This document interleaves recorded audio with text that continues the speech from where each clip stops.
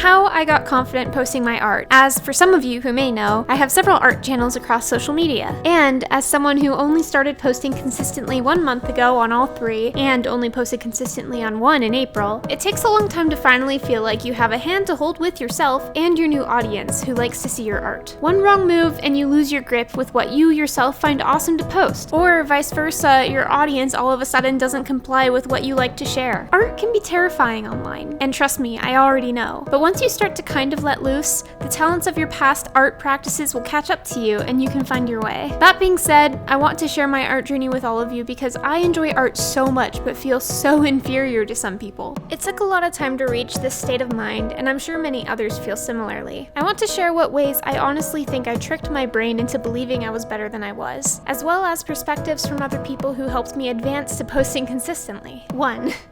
I hated my art. Let me drive home the fact that I hated my art. Absolutely hated it. The thing is, the internet is an abysmal place with tons of art. So you can just scroll lightly on Pinterest and get ultimately inspired by something way out of your comfort zone. And time again, I'd draw something wonderful maybe once, but if I tried to draw it a second or a third time, I'd lazily go back to my default methods. Or so I thought. In reality, this habit I called lazy, where my hand defaulted back to a selected style, was sort of my intuition speaking. When I drew in fancy new ways, I lost a level of emotion in the faces that my basic style always portrayed. Back then, I hated to admit it, but I loved my expressions and no art style was going to trump what I had going. Not to mention, unlike the other pieces of art, I actually drew myself in my own style, which, to come to find out, that's what I've ended up drawing all the time nowadays. In a nutshell, back then the internet confused me. My default methods of art were unique, but because they were never posted on the internet before, I looked at other art in comparison and believed my style was the worst thing ever. In reality, mine was unique,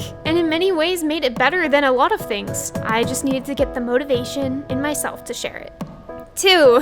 Finding influence. As I was growing my channel, I was actively looking at large names and acquiring the more personal interviews they made. Thankfully, the bigger role models in the animation space are very transparent. They admit to faults and errors in their art and don't shy away from their own anxiety about it. That made them human, and I relied on them a lot to allow myself to persevere. The moments that motivated me the most during this time were Jaden Animations refusing to watch her old videos, Tabs hating an upload because there was a dot in her art, and Domix talking about losing motivation to post art in the recent months of this year. Some of these details are a little bit sad, especially Domix, because I'd hate to see myself lose motivation, especially after just getting started. But it normalized the reality that these people are people, and that if I feel any concern about what I'm feeling, I can avoid paralyzing guilt over it. I don't need to feel bad that I am struggling to get art done. It's normal in everyone, and the sooner I accept that, the faster I'm healthily going to overcome it.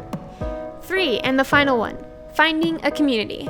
In my experience, impressions of posting art for the first time is super internalized. I'm going to put the most work possible into this, is something that I would say. And then I draw to such an extent that I believe it's bound to succeed. But then I post it, and I'm taking the risk of algorithm backfiring because I don't have any audience behind my back. It's my first post, and I overextended in a burst of energy to what now is the only thing on my profile. Now that it's the only thing on my profile, followers might be expecting this kind of stuff from me, even though I overextended. Since people like consistency, I've accidentally set a standard for myself to continue to overperform to the same extent of my previous piece. Basically, if you feel capable of upholding your art to a stressful state of mind, go for it.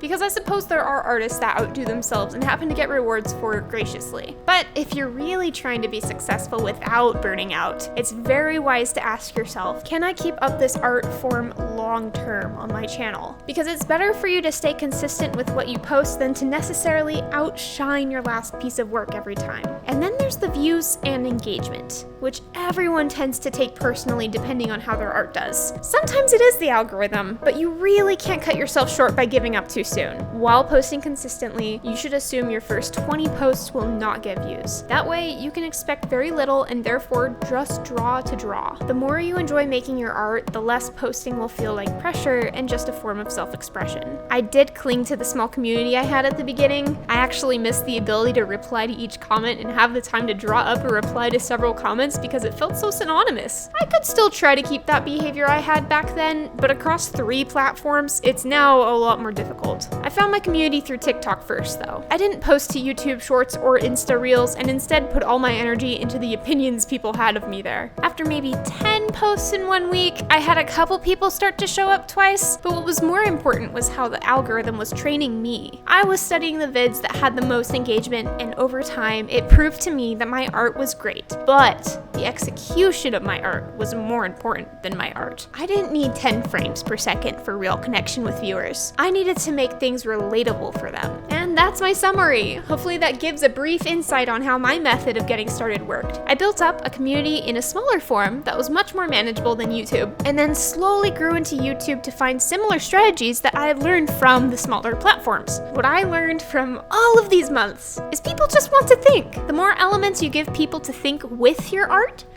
the better.